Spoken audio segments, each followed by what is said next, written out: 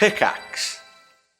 5-day early access to every Cast Party episode, including Nocturne, ad-free episodes, behind-the-scenes info, exclusive bonus monthly one-shots, access to our community Discord where our community plays D&D games together, has game nights, and hosts so much more, all for less than the price of a single cup of coffee per month. Aren't convinced? Try out a free trial. 7 days free to check out the content that we offer only exclusively on our Patreon. Patreon.com/castparty. Support your favorite D&D podcast, all while getting some awesome perks. Patreon.com/castparty. See you there, cast and crew. Welcome, cast and crew, back to Nocturne, A Curse of Strahd Tale. My name is Ryan McManus, and I will be your director for today. You can find me running the Cast Party socials at Cast Party D&D or on my personals at Rye.McManus. And I am joined today by my lovely feastin' cast and crew. We got Vince. Hi, I'm Vince. I'm very mad this week because I am dying in D&D, and also I've been dying all week in Elden Ring. So I'm playing Theren, the Man of Hope, seeking retribution. We got Christian. I'm Christian. I play Tannis, a chain forged in blood. You can find me on all of my socials at Captain Carlson. That's captain.carlson or cpt.carlson. And I don't have Elden Ring, so I feel left out. Well, the queen of Elden Ring herself, we have May. Hi, I'm May. I'm feeling pretty good. Thanks for asking. I beat 10 bosses in Elden Ring last night while I was maybe a little tipsy from wine. And now I'm gonna maybe kill that many vampires while I'm maybe a little tipsy on wine. Let's go. And I'm gonna do that as Zielle, who is here to slay in every meaning of the word. And back for his double-digit 10th intro, we got Jose. Hey everyone, my name is Jose. I'll be playing Alizzato Incubo, best spirit in Vallaki, who unfortunately has never played Elden Ring, and from the DLC streams that I've been watching, will probably never play Elden Ring. Thank you so much. Oh, it's poem time to get us caught up nice and quick so we can jump right into the action. 19 vampires total, and y'all immediately split up. Despite significant risk, y'all were surely fucked. Tannis saved a dog while Zielle stopped a spawn from getting inside the orphanage and making Vanda another pawn. Alizzato went baboon and climbed across a crowd to open the east gate. The pile was safe for now. All the while Theren was trapped in an attic, holding the paladin down before things got a little frantic. So he went full stunt double and tackled this half-orc out the window. Falling down to the city street, the fight was raging to and fro. Zielle going down first, and Theren soon after. They finally took down one single spawn as Tannis opened a new chapter. He gave in to the ferocity and is now pure beast, sent out to hunt. Maybe this will turn into his feast. With the orphanage saved, they delved deeper into the city, seeking the bones across the rooftops, and Isaac feeling giddy. Cutting through vampires, he called out for you to fucking do something. While Ali and Zielle kept pursuing, Theren and Tannis were left for confronting. Ali flew off, while Zielle dodged and weaved through the streets, before a horse-drawn carriage came from behind. Rictavio she soon did meet. He told her he had plans for him, Ramses, and you lot. They wouldn't die here, and told you to head to the tower in the North Plot, before throwing you a bag, the holy symbol inside. One Madame Ava foretold that you would surely find. And we are going to immediately jump back straight into the action. We are going to start with the two branching away from the current fight in the middle of the burning town square. Zielle, you were just confronted by Rictavio, whose cart is now sailing towards the North Road out of town, while Alizzato, raven feathers and all, is flying above the city. You two are in chase of Corinth, the half-elf rogue vampire who is darting across the rooftops through alleyways and just trying to keep away from the entire mess that is going on throughout the feast with bones in her hand. Now, what I need from you two is to tell me how you are attempting to pursue and keep up with this vampire. Since you are in raven form, you are now getting a bird's eye view, literally, of the city of Vallaki. Why don't you give me an investigation check to see the general area and what has happened throughout the city for the feast? Oh, nice. That is a dirty 20. Alizzato, as you dive into the sky, trying to keep a keen eye on Corinth as she is, again, darting across these rooftops, You finally get to look around at the other districts that you haven't been to. The Noble District with the Wachter House, the Traveler's Lane featuring your favorite bar. So much chaos has been going on throughout the city that the plumes of smoke are making it a little tricky to see through everything. You do have a -5 from the rain and the thunderstorm going on, but still a 15 is enough to see Traveler's Lane featuring the Blue Water Inn. Outside, you can spot him from a mile away in his deep purple getup. You see Erwin and a group of citizens outside the Blue Water Inn. You can see broken windows on either side of the storefront and cowering citizens as they attempt to board up the windows from the inside. They are facing down 2, maybe 3 vampire spawn. You can't really tell with how swift they are, trying to fend them away from the door to keep those inside safe. You do know, being a Wallachian, Blue Water Inn is made for reinforcement. They are almost like a secondary stronghold. Around the corner from the Blue Water Inn, the general store is ablaze. You can see Wallachians ahead of you down the road from Blue Water Inn are outside of St. Andrew's, cowering on the steps. You can see far off in the distance that one of these stone pillars that frame the church in grandeur has fallen and blocked the main entrance. There's about a group of 30 or so Wallachians being herded like cattle by 4 vampire spawn in front of the church. You can see them slowly diving in and grabbing one by the legs and picking them off one by one as they are toying with this crowd. They have no way of getting to the secondary entrance of St. Andrew's, which is around to the right where the graveyard is. But amidst the flame and the smoke, one other thing mainly catches your eye as you see a glint of this bright blue light off to your left, outside the city walls. You can see the small visage of a slender woman, seemingly floating between the trees. She looks almost translucent, or maybe it's just her pale gray skin and this long ashy white hair contrasting so harshly with the dark woods around her. When she enters view from behind a large oak tree, you look up and the cloudy sky above bathes her skin and your eye is just drawn to her. It is the middle of the afternoon, and you know a thunderstorm is covering Barovia. Yet high above in the sky, you can see a single star through the fog as it begins to pulse, before dimming back behind the storm clouds. And as the star itself disappears from view, you look back and so has the woman. Let's go. Blue Water Inn, the church, general store in flames, mystery woman that's a future Alizzato problem. Zielle's running along on the street, and I think you would know, if this affects your decision, you would know that Zielle's plan is to try and get the bones and get them to the church where Irina is, so they can establish hallowed ground and have a safe place for people. So, well, I'm just thinking. Okay, then I'm just gonna 50-foot flying speed for the Raven, and I'm just going straight for Corinth. Okay. Go for the eyes. If you were to dash, you could catch up to Corinth. She only has a 30-foot move speed, and she was about 30 feet in front of you as you entered the sky. So you went up, she's about 30 feet ahead. If you wanted to, you could do whatever you need to. Sorry, you have 50, so you wouldn't even need to dash. That's my apologies. Then let's go ahead and do... If I can see Corinth, I am going to use my full movement as a Raven to get up right on top of her. I am going to use a bonus action to get out of my polymorph. And then I am going to use an action to enter my necrotic shroud. Ooh, what is that? As I come out and I look at her, still in the sky, about to like crash in on her, my eyes go full black, and then it just sort of keeps running down like tears down my eyes, and it just sort of overcomes my entire face. I let out a primal scream as from my back, 2 skeletal wings rip out, and they overcome the space in front of her. She has to make a charisma saving throw of 12 or higher. Oh, Alizzato.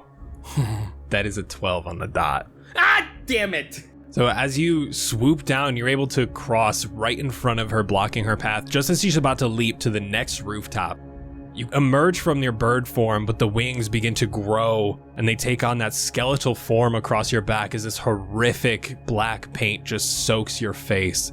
The scream is enough to shake her and startle her, where she stops in her footsteps, but now she has no way around you unless she potentially disengages or decides to take an alternate route. So we are going to go to Zielle. Let's go. You would see Alizzato from above make a dive down towards a rooftop. You would be able to, based on the trajectory of his dive, be able to figure out which roof he did land on, though being able to see up there from the streets might be a little tricky depending on angles. I'm running along, glancing up over and over again until the point where I see Ollie dive. I'm also, as I go, since I guess they're just jumping between building to building, if I see one earlier than when they stop, I would just try and take it then. But if not, once we get to that point, I would be looking for, in a video game, there'd just be like a ladder to a roof somewhere. But I guess, like, if not, like, just what would be the smartest, easiest way to get to a roof? Zielle, go ahead and give me a luck check. Just roll a straight D20. If it's above 10, there's a ladder or at least something to climb, but then you'll have to figure out how to climb that. 17! 17 is a 17! There you go. So I'll let you roll an athletics check with advantage because it is downpouring and these ladders are not sturdy in the slightest, but you are able to go down an alley. It's quite easy to see Alizzato on top of the rooftop, given these spectral large wings that you can see hovering in the air, along with Alizzato's bright orange hair. Well, I rolled a 15 first, which would be a dirty 20. And then I rolled a 3, so that was not better. I'll take the 20, please. You are able to dart around the alley trying to find whether it's in the back or in the front. You don't know where this fire escape might be for whatever store inhabits this building. You are able to find it around back. It is a flimsy, small little ladder that you have to pull down, as it was one of the fold-up ladders. And trying to climb, it's a little tricky. Your foot slips here and there, especially with those high-heeled boots, but you are able to get up there swiftly. The vampire and Alizzato would probably be about 20 feet away on top of the rooftop. You now see Alizzato in this horrific, ancient horror form with these skeletal wings and this black ink just seeping down his face. So you're saying I still have an action? I would give you an action. Cool, thanks. Zielle pulls herself up onto the rooftop, tries to analyze the situation as quickly as possible as rain and hair is falling in her face and everything. And I just see this scary Alizzato stand up against the woman, and I see a bag in her hand. Correct. It is in view. It is a small brown linen sack that she has. I think that I am still clutching that symbol that Rictavio threw at me. I just kind of like, okay, cool, sun, holy symbol that probably does something good for us. And I think that the only thought in Zielle's mind as she's looking at this vampire lady with the bones that they've been searching for and fighting demons and vampires and everything for, and the only thing she wants to happen is for her to stay right where she is. That will initiate a shine that emerges from the amulet in her hand. Uses the hold vampire action, please. So that is a wisdom save. Zielle, as your two hands come up with that holy symbol, you can tell that it begins to heat up in your palm. And Zielle, as you hold it up, two hands facing the vampire itself, as she peers over to you, she begins to hiss at you. I will get them to the jaw. As her jaw is locked, as she goes to finish that word. She failed by 1. Oh! You jerk! I really thought I didn't get it! She is fully paralyzed for 1 minute. She can repeat the saving throw at the end of each of its turns to end the effect. As the bag is lodged in her fist, she cannot seem to grasp it any tighter as she goes to her turn, if we are technically in initiative now. And that is a 12. So she is locked in place, paralyzed for your next action. So Alizzato and Zielle, you will have basically a round. If you want to do combat, you can. If you want to do some sort of skill, to do whatever. This is up to you. This is meant to be a skill challenge, but if you want to enter combat, you are more than welcome to. Your actions are your own. We are, however, going to move to actual combat. We about to have fun. You go, boys. All right, boys. As one vampire who is beaten and a little bloodied, who is thrown by Isaac with his large demon arm, you can see singes across her chest and her clothing as she was thrown into one of these carriages on the side. You can see the shattered wood behind her as she sits idly, just catching her breath from that impact, knocking the wind out of her. She is going to use half her movement to get up, and she is going to use 10 feet of movement to get back to Isaac, and she is going to take 2 claw attacks at Isaac. Put the twos on him. Put the twos on him. I'm hopeful that they actually piece him up real fast and he kills them so then we can kill him. You know what I'm saying? Yeah. Just get him a little weak. Beat him enough that we can come in and finish the job. 1 is going to hit Isaac. 2 is going to hit Isaac. Ooh, poor Isaac. Yay. Oh no, what a terrible turn of events. She comes with this double slash from inside, her palms facing out, and swipes outward, trying to claw into his skin. Isaac only wears this thin leather armor, so it's easy to get through to his skin. And you can see, just from that one slash, he is pretty bloodied. He's alive and his rage is fueling. He is now ready to throw down.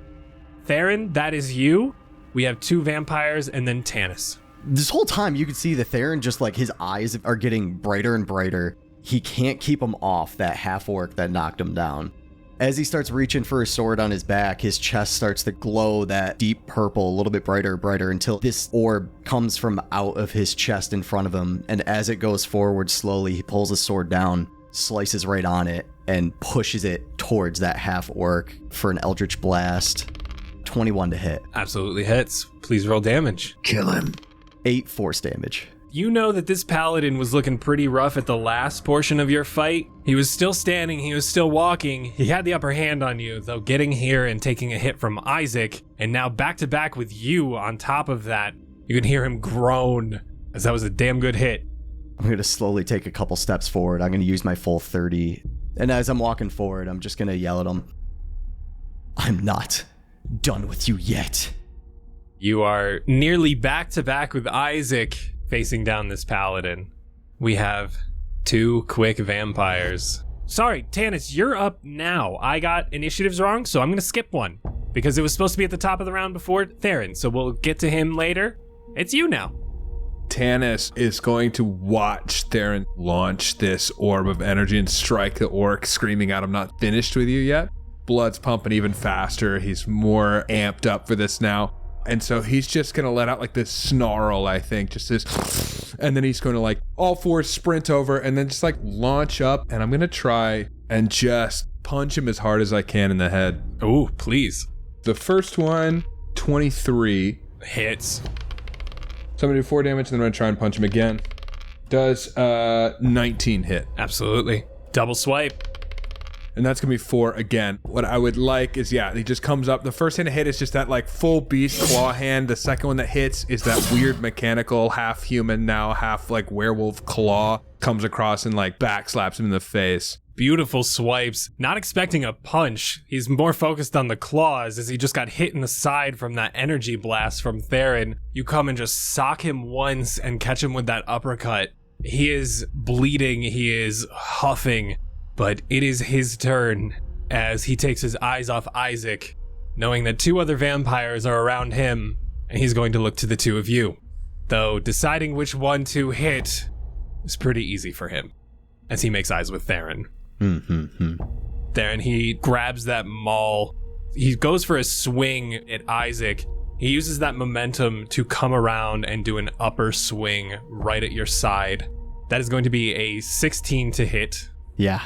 That is going to be 10 bludgeoning damage as that large maul makes contact with your side.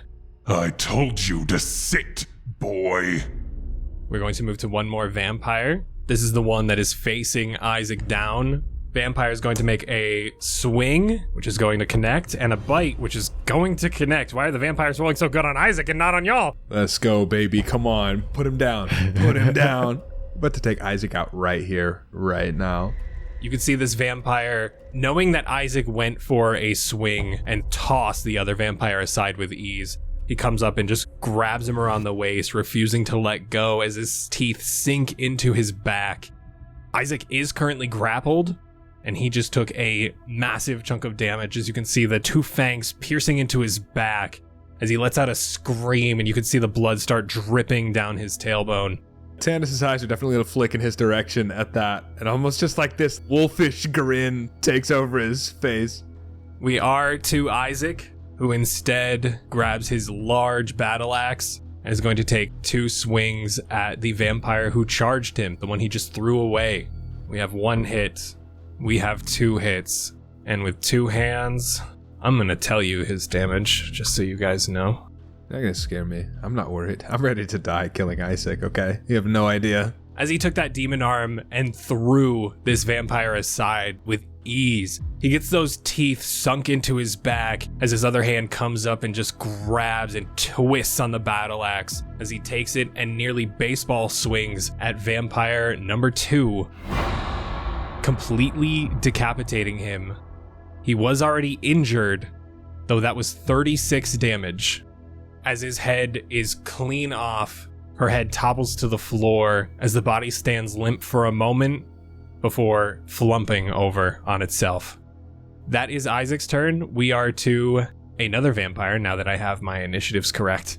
Oh, just kidding. Wait, that's the dead one. We're to Theren. Theren. Oh. Put the 2s on, brother. Put the 2s on.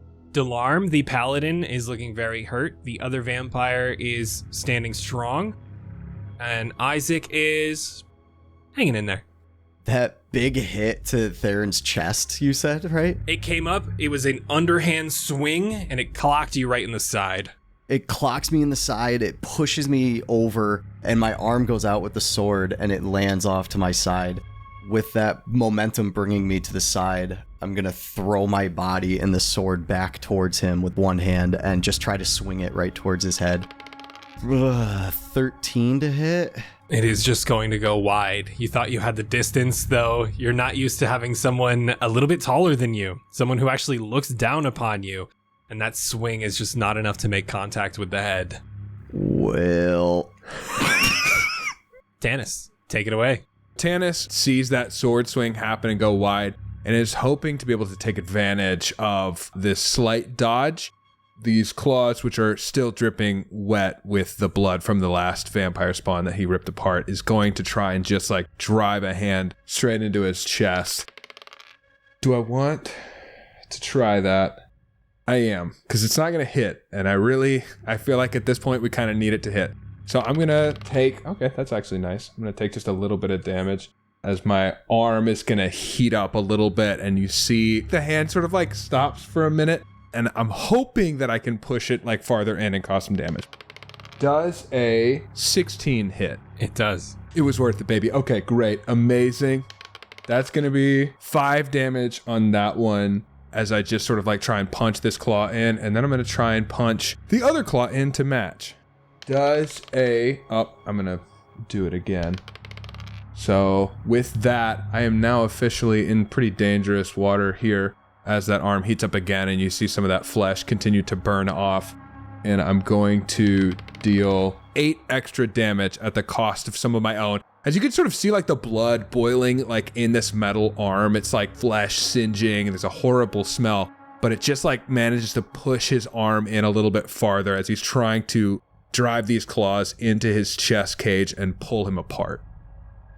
Theren, around you was smoke and rubble and this decaying flesh, though the scent of burning hair overtakes your nostrils immediately. Ugh. As you can see Tannis with nearly like a dart hand come down and bring one hand to the front of the paladin, coming just in between his collarbone as it digs itself into the flesh. As its second hand comes and grabs for the inward chest, seeking through this decaying flesh as it begins to burn its skin. Tannis, Delarm is yours. As I dig this second hand in, managing to find purchase, pulling, and you hear that sickening sound as I begin to pull him apart. But as I do, Tannis, sort of like finding a balance between this beast form and his human form, is going to sort of like maintain eye contact with Delarm as he's ripping him apart, and just like through this snout is going to snarl out, You should have run. pull him in half and throw the pieces on the ground before turning to face these other vampires. It is a visceral sight as this half-orc is nearly ripped in half, the decaying flesh flopping on the ground as he rips down the center of Delarm. Tannis, is that the end of your turn? It is. I should say, though, I am now technically in Bloodlust, so I will have to make some wisdom saves when we come back around to me. That could get spicy. We have one vampire left currently who is grappling Isaac. He is going to make a claw attack and then another bite. Both his claw and his bite are going to hit. As this vampire is grappled around Isaac's waist, you can see his claws then dig into Isaac's stomach as he goes in for another bite. Tannis, from behind Isaac, you can see that as the bite enters his skin for the second time, his veins begin to turn this deep purple as you can see them slowly start to spread from the impact point of the bite, going in for the second time. He is weak. He is looking drained as this vampire seems to be rejuvenated. And we are going to go to Isaac, and then we are jumping back to Alizzato and Zielle. Isaac is going to try to get rid of this grapple. Theren, I need a D100. All right. Isaac got a nat 1 on that grapple check. Kill him, Theren. Kill him, Theren. Kill him. He's going easy. Oh, D&D Beyond, be so good to me, Wait, please. we just like swapped nemesis. Like I'm here for Isaac, you were here for Delarm, and we're just gonna swap. That's kind of cute, honestly. 3? Isaac tries to reach back with this large red crimson arm and just swipe the vampire away. Though for a moment, the vampire comes back around with the claws and sinks it even further into his stomach and grasps that second arm. The vampire now has advantage on every attack it makes on Isaac next turn. We're going to break away from the town square. We're going to move to the rooftops of Vallaki, where we have Alizzato in his shroud form and Zielle holding up the holy amulet. What are you guys doing? If I can see that Corinth is paralyzed, I'm just gonna go full on feral on her. I would also like to attack. So if it's an auto crit, do you have any special rules for crits, Ryan? Yes, the way I like to do crits is no matter what, you get the max damage of one of your dice and then you'll roll a second one. So no matter what, you get more damage than a regular roll. So if it's a D10, you're going to get 10 automatically, and then you could roll a D10 and then add your modifier. What if it's a 3d6? Then yeah, holy fuck. It would be 18, and then you'll roll an extra 3d6. Oh my god. Well, is it a spell? I guess I should reiterate. I apologize. My apologies, yes. I am casting I'm using my last second level spell slot class Flame Blade. Okay. Oh, but it's an attack, right? You would do the spell and then you'd make an attack, right? Right, but if it's an yeah. auto crit because she's paralyzed, Oh shit, yeah, you're right. So if the spell is going off and then you're making the attack. and I'm within 5 feet of her, Yeah, buddy. That's a lot of damage, please. and it gets an extra 4 necrotic damage from my necrotic shroud.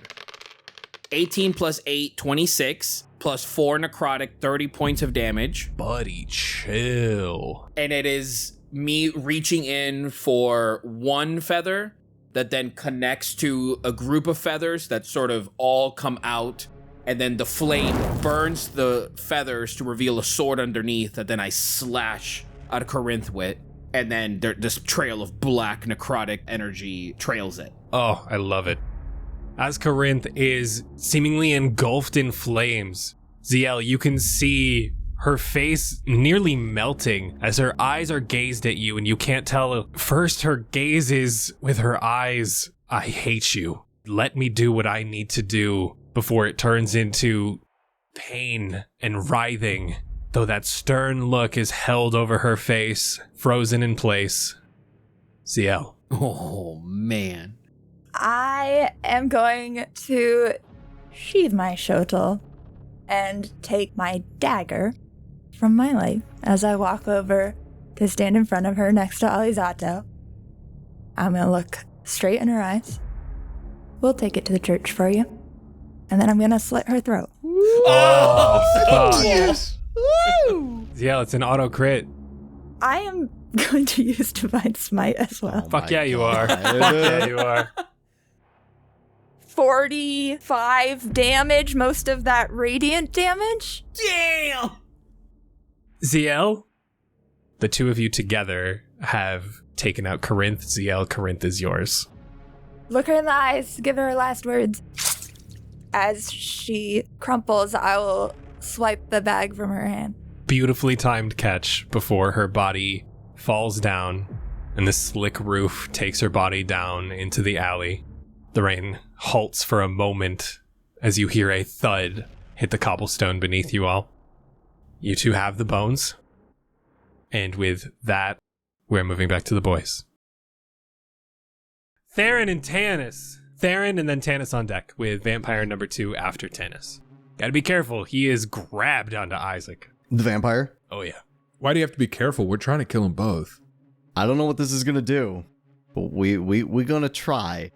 Seeing Tannis tear apart this half-orc vampire in front of him, he looks down at the dead body and gets a nice big smile on his face. Looks over at you, Tannis, with your arm just starting to glow brighter and brighter, and just that smell of the singeing hair and flesh. Puts a hand on your arm and just runs it down a little bit. You can see a little bit of that flesh comes back. I'm using healing hands on you to restore 4 hit points on you. As I look up at you, good job. More. You see that flesh come back and the blood sort of seems to calm, and you watch the red dim a little bit from the eyes, and you see again, just for a moment, as his eyes make contact with yours, Tannis is back. And then that gaze flicks right back over to Isaac and the vampire locked in their duel. As your hand is still like sort of on his arm and you say hunt more, you feel that arm shift. He's looking back at Isaac, and then just for a moment you see one of the eyes as he's sort of in profile with you now, that like again dark fur matted with red. One eye glances over and makes contact, and he says, Run. and I'm going to turn back and look at these guys. I'm about to do some crazy stuff. I'm hopeful that you won't be here for it, but do what it is that you're trying to do. Hand on your arm. You're going to feel me go a little limp on you. And I'm going to get down to like one knee and puke up a little bit of blood. You'll see me just crawl 15 feet away. Theren begins to crawl and take refuge by a nearby tent. Seems like someone put up a market stall for the day and he's just finding some cover as this vampire's attention is solely on Isaac. Tannis, are you still under half HP? That puts me above my bloodlust. That gets me out of the danger zone. With my senses restored, having lost him for just a moment, bring him back to the present moment, and he remembers what he's here for, what he's doing. And so what I'm going to do, Isaac is grappled. Correct. I'm going to try to eject that dart again into my like beast form and just throw it as hard as I can. Honestly, again, I think he's aiming this dart for the collarbone area. He's hoping that he can like sink it in and get like one of the barbs underneath that collarbone, so he has a bit of a grapple on him. Of Isaac? Yeah. Hopefully a 19 hits. A 19 hits Isaac. I am going to throw this dart, and it's going to do 9 damage as it like sinks in under his collarbone. And what I would like to do is like yank this dart back out in a way I'm trying to pull him against this vampire as I like sort of just snarl out, Get over here. yanking the dart back out, and I'm gonna try and then just like whip it around in a slashing motion and just like take it across his chest. A 14, I'm guessing, does not hit Isaac. It does not. Ooh. You see for a moment that arm heat up as he's trying to bring that dart back down with like sort of that lethal force. And when it misses, that heat brings that burning flesh and hair smell back. The eyes turn back to that red as that dart rakes across bone, and a horrible nails on a chalkboard sound as that chain like slides back into his arm. And he just looks at Isaac with the most killer instinct as again he loses himself into that form as I tried to make a second hit and failed. But that's gonna be my turn. It is the vampire grappling Isaac. I'm going to make one roll for this vampire real quick, which it failed. Tannis, this vampire, seeing how bloodthirsty that you truly have become, and you turning on its prey, it has released Isaac and is slowly backing away. Knowing that it is hurt, though slightly rejuvenated, it is going to leave Isaac to the one thing that is larger than him.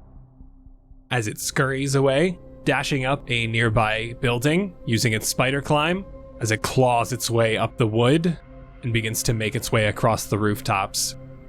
As we move to Isaac, now ungrappled, and with a dart protruding from his chest that was just now ripped out as the blood begins to pour down his front. As he looks back, "You filthy fucking mutt!" And he is going to make one ranged attack at you, Tannis. Okay. As he tightens himself, his demon arm erupts into flame as he hurls a ball of fire at you. Tannis, that is a 16 to hit. That'll do. Tannis, that is 12 fire damage as this spray of fire erupts your fur, that burning hair smell filling the air even more than it once was, that metal on your arm heating up to a point that you don't quite know if you can take it anymore. And just as you look down at your arm, as you look back up, you see Isaac rushing towards you, 2 hands on that great axe before he is going to take a swing down upon you. Oh, this is crazy. Tannis, that is only a 10 to hit. That misses. Oh. That misses. That swing goes wide, making contact with the cobblestone as sparks fly. Theren, what are you doing before we jump back to Alizzato and Zielle? So all I'm trying to do right now is just get far away enough where I'm not going to take an immediate hit. Theron's looking really rough after taking a lot of damage to knock him out, and then a lot more damage to bring him on the brink again. So he's really concussed, and he's just turning around to see what's happening from where he's at and preparing to do anything that he needs to do in the moment.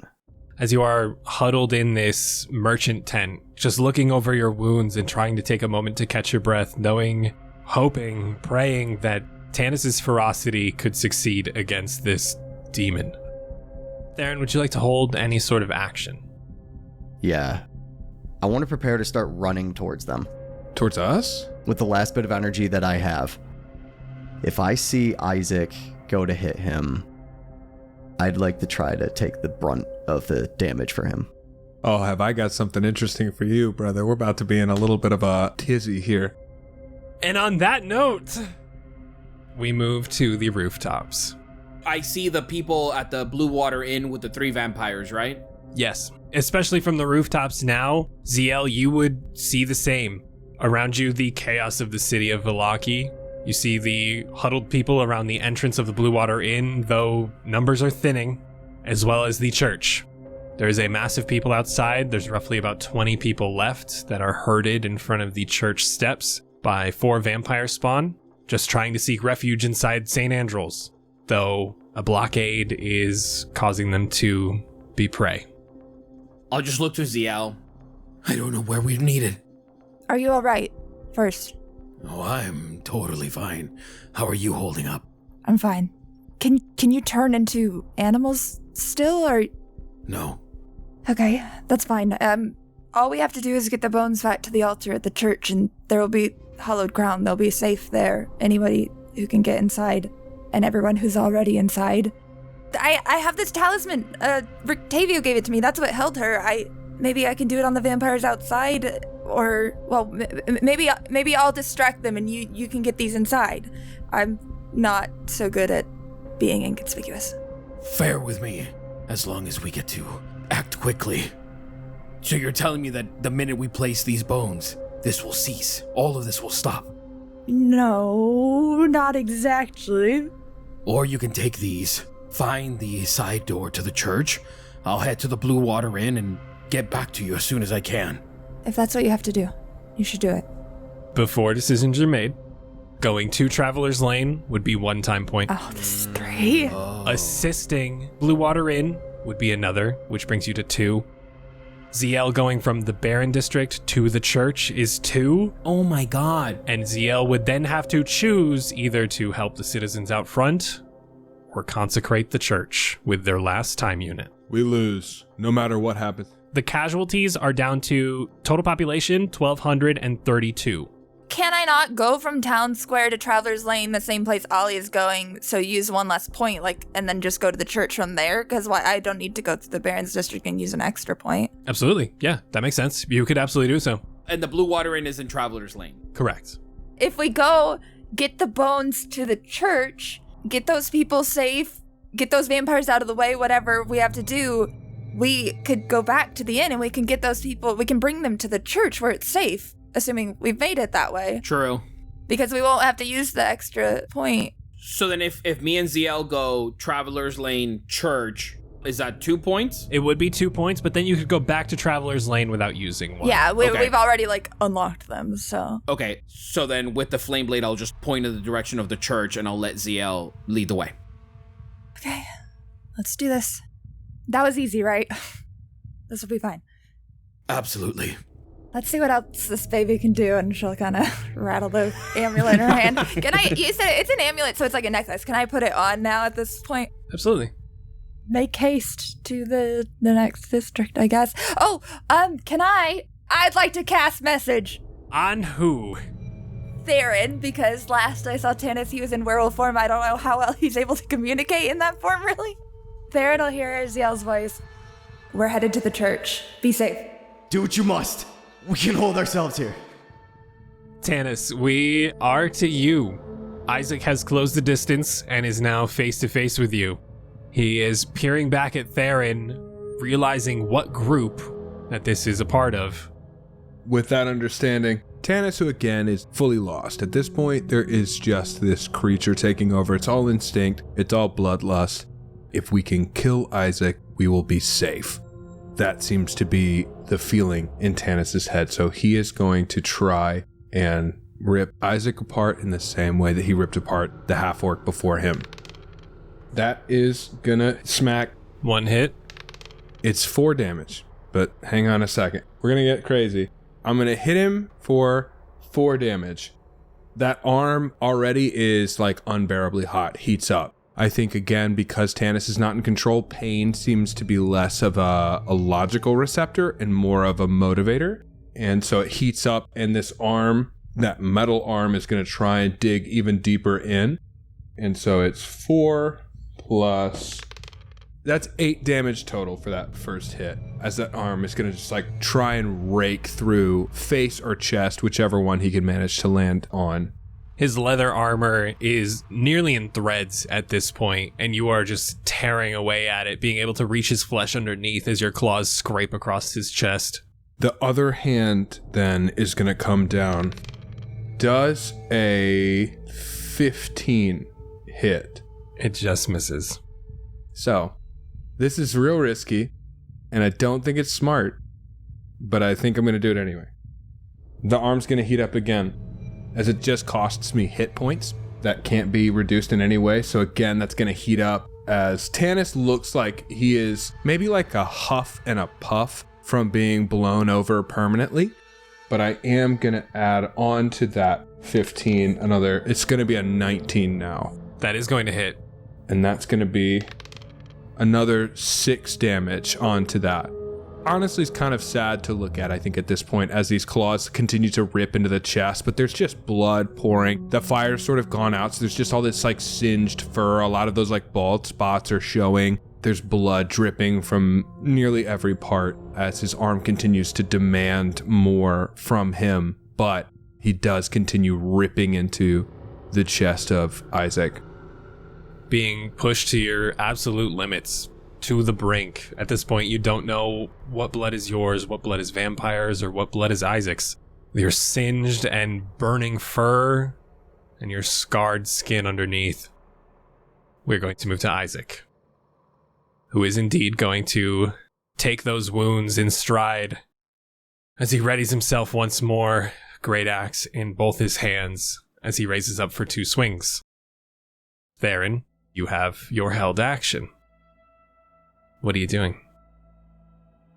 I want to run in between the two of them as he goes to try to strike this blow on Tannis.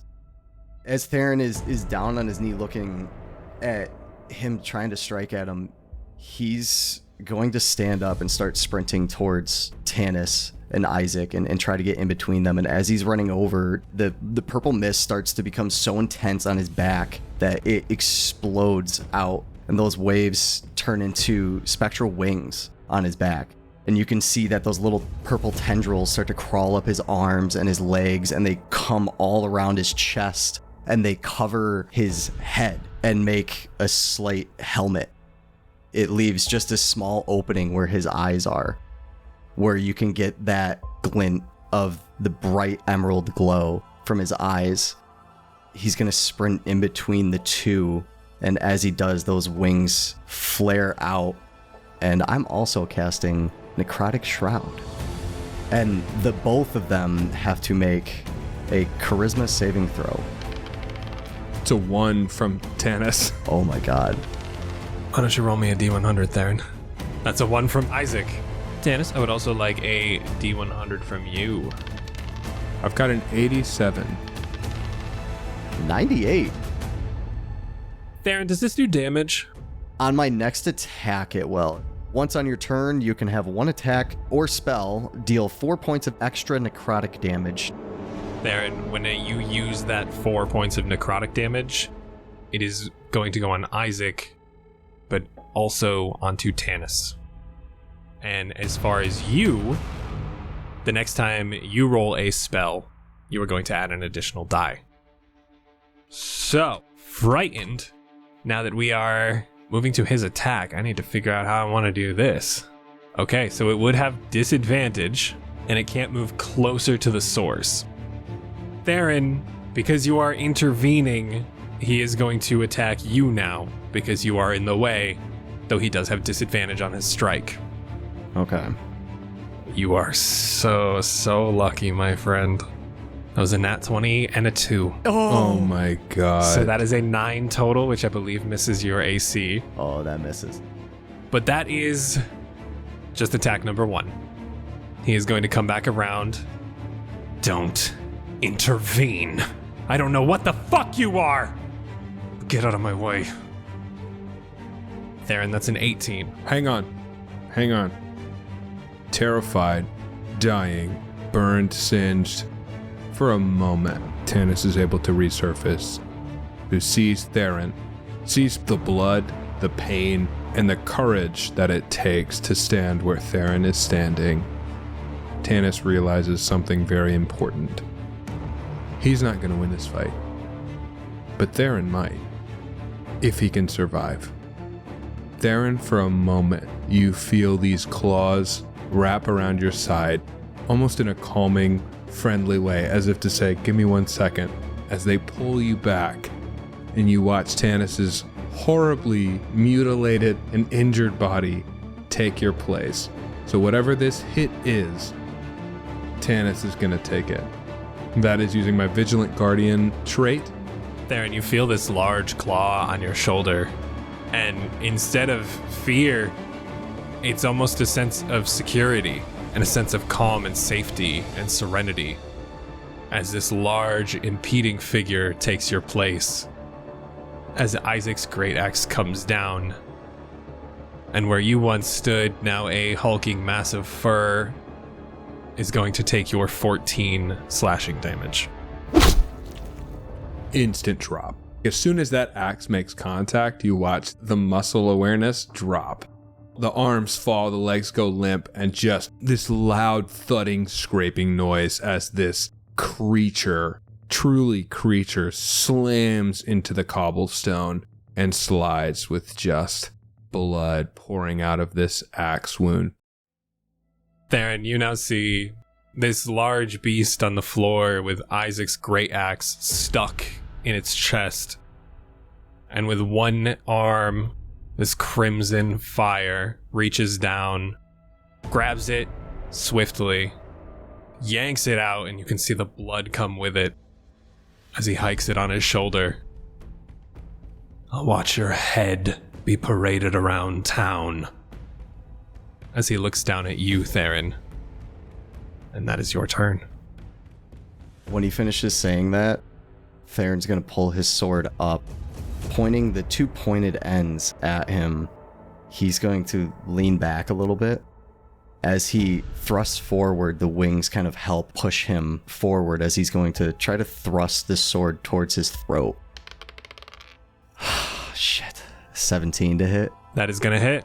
Okay. So that's 16 slashing damage, which with the extra 4 necrotic. And you said that I get to do another roll? Yes. However, Tannis has 1 failed death save. Because he is also set to take your next instant of damage from your necrotic shroud as well, due to his nat 1. But he will not take... He will not take what is next. Alright, what do I roll? So you will roll 1 additional die. So a d6. An extra 3. There, and as that sword is grasped in your hands, you feel the warmth of Baron inside as you plunge for his throat. He reaches his demon arm up to try to block it, though you get caught, lodged in his forearm as he takes the brunt of it. He is bleeding, he is panting. Though barely still on his feet, it is going to be Isaac's turn. Oh no. Theren, he has 2 attacks. He does have disadvantage on both of them. Yeah. That was another nat 20. The other one. 13. AC 13. No, it hits. Theren, that is 18 slashing damage. I only had 1 health left. As he dislodges the great axe from a limp werewolf, he swings it over his shoulder, eyes red like fire, as that arm begins to glow. He sees that attack coming before he moves it over to block, nearly pinning his arm against his chest. Though as you dislodge that sword from his forearm, he brings it back over once more. You could have just fucking helped. Before he takes it and swings down, lodging it straight into your collarbone. As he watches your body fall to your knees, he dislodges with a quick motion and leaves the 2 of you in the rain on the ground as he walks towards the Baron's district. Oh my god. Tannis! You have 1 failed save from the necrotic damage. Don't you dare. You don't spare my character. If he dies, he dies. Oh, I know it. Tannis, your body slowly resorts to your human form. Your clothes tattered and beaten, your arm whirring, though slowly, at a pace you've never heard it go before. It's sputtering, nearly stopping. As you're looking up at the cloud-covered sky, the rain the only thing keeping that wound clean. Tannis, what was the last memory you shared with your brother before that day? It's interesting you mentioned that, because I think in this moment, he is reminded of the last true memory that he has with his brother.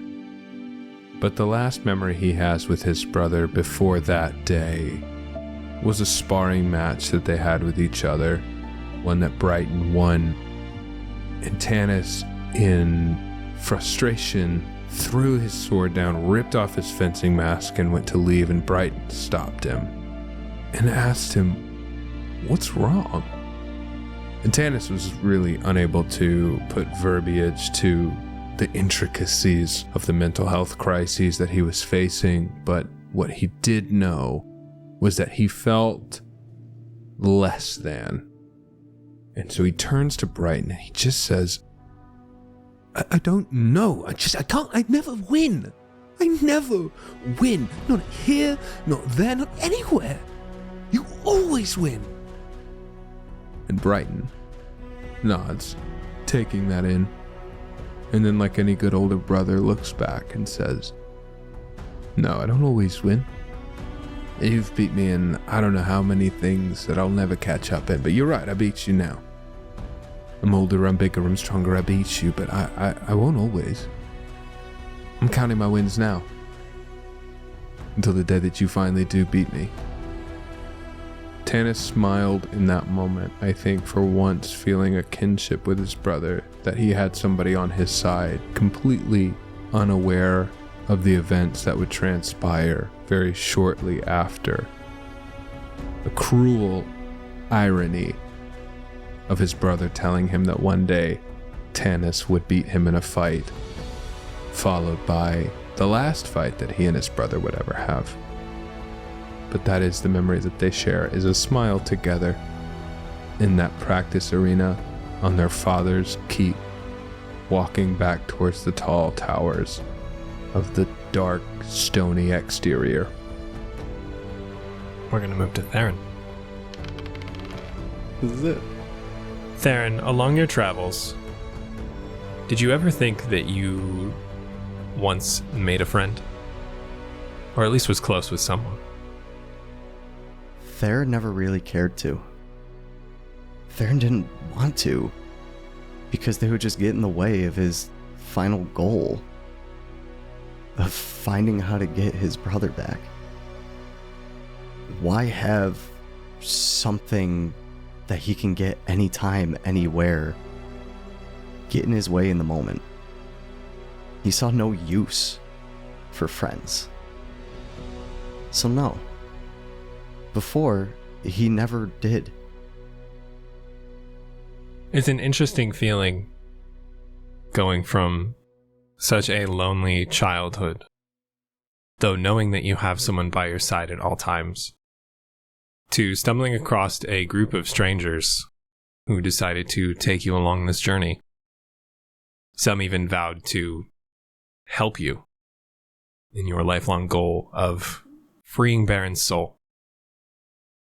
Though laying on the wet, slick cobblestone, fires raging around you as you can hear one of the buildings to your right begin to crumble in on itself, screams emerging from inside. You can't help but feel sorrow for those around you who may have lost someone with you because of the event going on around. And with that, we're moving back to Tannis. Ooh. Tannis. Describe your favorite soup that Azria made you at the Enchanted Hearth. Tannis's favorite soup is chicken noodle soup. Always has been. There's a very specific reason for that. Tannis's mother, who, when he was 14, was sent away, made chicken noodle soup for him more than a few times after encounters with his father, which never went well. And there was an attachment that he made to chicken noodle soup, which seemed to signify that when there is soup, things will get better. The pain subsides because soup is present. And there was a night, stormy night, he had finished a mission, but he looked awful because it had not gone smoothly, where he crashed back in to this inn. Azria, who was cleaning up, was maybe 4 a.m., sees him crash in and says, "Hey, I'll make you some soup," and made him chicken noodle soup as he bled in his chair. And for the first time in over 10 years, he remembered what it felt like when everything was going to be okay, when everything was going to turn out like he wanted it to, and he was safe. It was seasoned right, the noodles tasted homemade, the chicken was just so, and for a moment he was home. He was safe. Tannis, the thunderstorm has made the air around you damp and cold, that you can almost feel that warm broth start from your mouth as you swallow and it begins to run through your body. That warm sensation calming you in a moment of despair. As we move to Theren. Oh my god. Theren, before this, before all this, before Barovia, before the Enchanted Hearth, before Osria, before the crew, when was the last time Theren smiled? Theren, from what he knows, never did. From the moment he lost his family until before he had met this group, he hasn't. Until he had a nice dream one night. A dream about sitting at home with his siblings, just having a nice meal together, hearing their laughs and seeing their smiles. In his sleep was the last time he smiled. With your eyes shut closed, that moment replaying in your mind, you can't tell if you're dreaming or if it's just memories flooding back to you. But the corner of your lip begins to perk up slightly as we move to Tannis. God. Oh god. Oh god, oh god, oh god, oh god, oh god. Tannis, what was the last thing your mother said to you? The last conversation that they had was a bit stilted. Tannis had no idea what was happening, but his mother knew that she was being sent away. She had brought him in, listening to her tell a story while he drew on the ground, the whole time feeling this deep sense of dread. Finally, he looked up as she finished the story. A story about 3 dragon riders who were trying to save the world from a mad, evil sorcerer. And he looked up and he said, "What?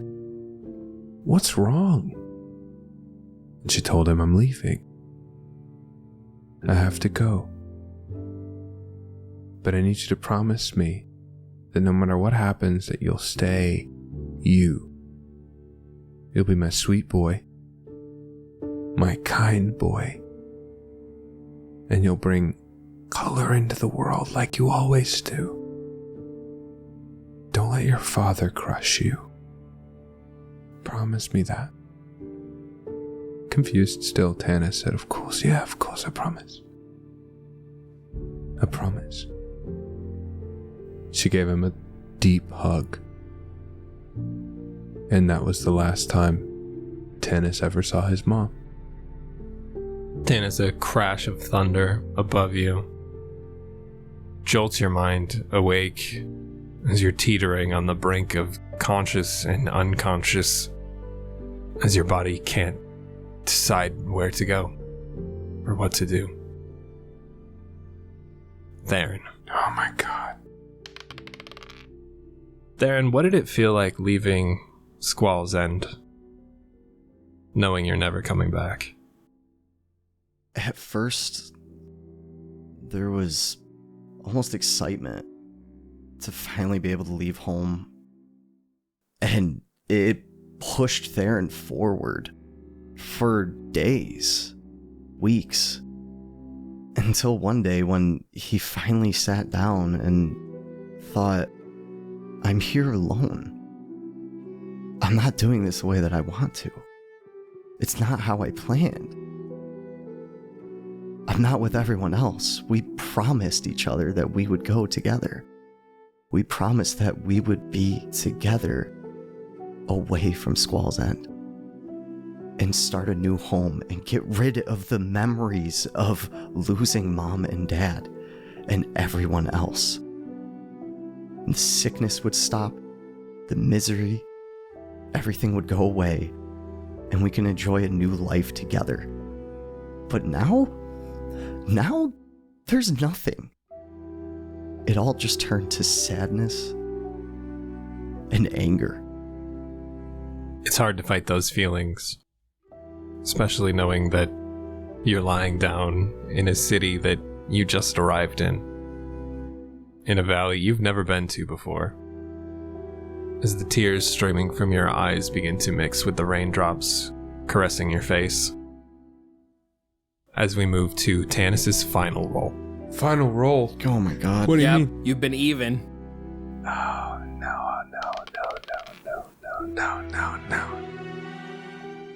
Tannis, a familiar female voice goes through your head. This is not your fight to win, but you'll get him next time. As a crash of thunder jolts your eyes open, though you're not what you were once before. You are a beaten and torn man, lying in a pool of your own blood, vomit, tears. But you are stable. Oh my god! You're alive! we did it, guys! I'm vomiting too. All right, one down. Theren, please. Tannis, with your waking breath, you peer over to see the man that you saved lying in a pool of his own blood, face down. Isaac nowhere in sight, burning rubble all around, as even this drenching storm can't cease these fires. Is there any chance I can do something? This fight's not mine. I'm fine with that. This is Theren's fight. Theren has something he's going for, and we promised we would get him there. I promised. And he's bleeding to death. I tried to save him before. It didn't work. I don't know how close he is to being stabilized or not stabilized. I just see the blood. Is there any chance to ensure stabilization? What do I have to sacrifice for that? Theren, do you want an answer to this, or do you want the dice to tell the tale? Do you want to potentially roll and see what happens? No. Or do you want... Theren, please. Listen, Theren, I'm begging you. Please. You know in your heart, one of us has to make it through this, and it's not Tannis. You got a sword on your back that says that one of us has to make it through this, and if the dice happen to turn you down, it's not Theren that loses, it's Baron that suffers. I'm begging you. The point is that you make it. Tannis is a character who I designed with one feature that was going to awaken that was dormant. It is to take that hit. To take the hit, because that is the thing he didn't do when he left, when he killed his brother. He gave the hit, and he can never take that back. But in this moment, as we're both bleeding to death on the concrete, on the cobblestone, he can take it back. Because you don't have to be Theren, you can be Brighton. And he can trade his life because he couldn't trade his life before. This is his moment to be redeemed. This is his moment to find peace. And it gives you the opportunity to find your peace because you haven't found it yet. My peace was always inside me. I was at war with myself. Why do you think there was a creature waiting to come out? It was the war that he had with himself. And now it's gone because he's finding peace. Let me take this. Move forward. Continue to help the group. Please. I'm gonna leave it to Ryan. In this moment, I shouldn't make that decision. It should be the one creating this awesome story. Tannis, is this something you really want to do? Yes. Desperately. You should not even be conscious after being stabilized. Though the adrenaline kicking in, knowing that you had a job to do. You were meant to fight. You were meant to find yourself. That beast within you is caged once more. And now it's just Tannis. With that gasp and that thunderclap, hearing your mother's voice in your head, your eyes are able to shock themselves open, and the first thing you see is Theren in a pool of his own blood. As your arm begins to whir, the gears are cranking, the chain is spinning faster than you've ever seen, as it's just trying to pump that blood back through your system, to regain consciousness, to do something, to do anything in this moment of pure desperation. Tannis, tell me how you save Theren at the cost of your own life. As the adrenaline takes over, as I feel myself staring at Theren bleeding, I feel my arm trying to save me. I hear those words, "This isn't your fight," and I remember that conversation. Please be Tannis.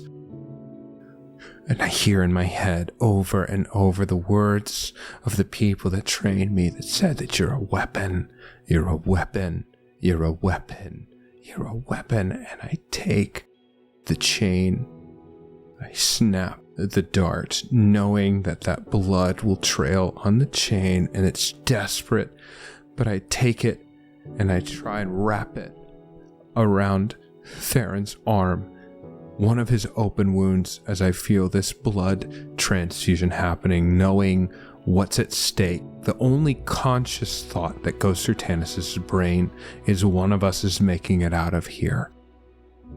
The grip tightens on Theron's arm as I wait to see something. Anything. I feel the blood draining out of this metal arm, this horrifying, burned, singed limb. And as I see his eyes start to flutter and my own start to fade, I feel my body slack. Tannis sinks to the cobblestone. That chain still wrapped tightly, that blood transfusion still happening, his face pale, the scars broken open again. One half of his face burned, his hair burned, his body scarred, mutilated, gashed with this axe wound, staring at the rain. And for the first time, staring at the rain, not because he'd taken something, but because he'd given something back.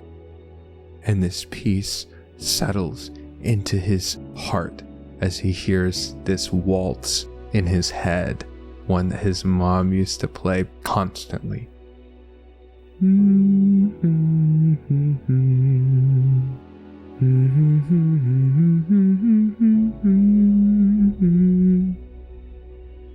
Theren, you can feel something begin to move you. Something is trying to help. And as Tannis' blood begins to pour into your wound, your mind sparks up once more. You saw the light, Theren. You saw that white light. You saw your sister reaching a hand out for you in the afterlife, calling you, beckoning you forth, begging for someone. Though that door was shut, as you hear Baron's voice in your head, you can't go.